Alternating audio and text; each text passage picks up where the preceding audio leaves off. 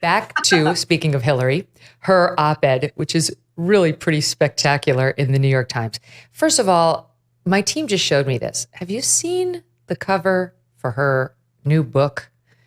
It's something lost, something gained.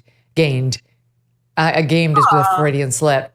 And I like the amount of retouching on this face I haven't seen since, Joan Rivers had her 15th surgery. God love Joan.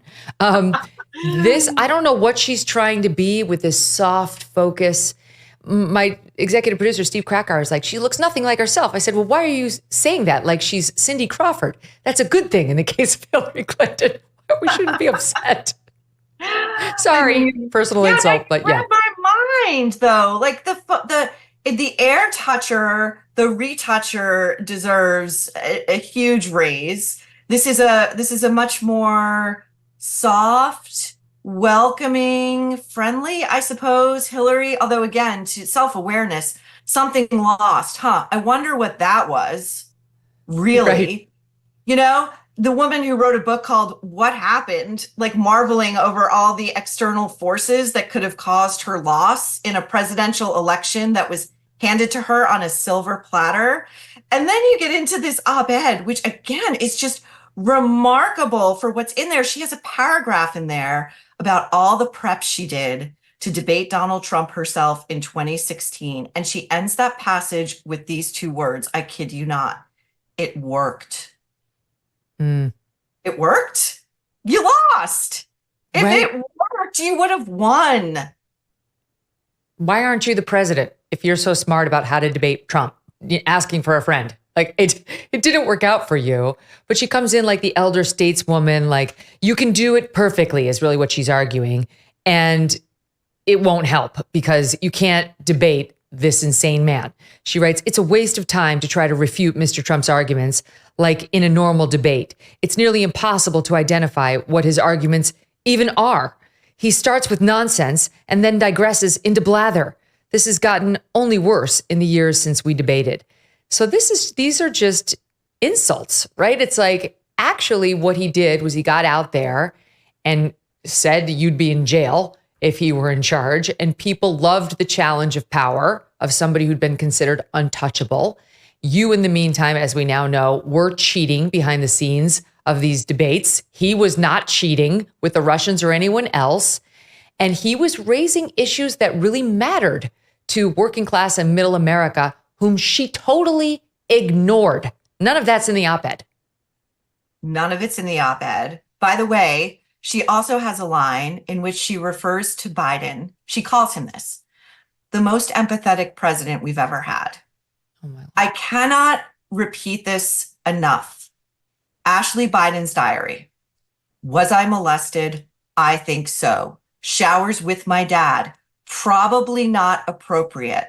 Let's talk about the debate tomorrow night. Let's talk about which moderators are going to go all in on Donald Trump. And I guarantee you the opening question is going to be, Mr. Trump, President Trump, rather, you are now a convicted felon. How is it that you can tell the American people you possess the character for the highest office in the land? Do we think a single one of those people is not only going to raise Ashley Biden's diary, verified by Ashley herself in court filings?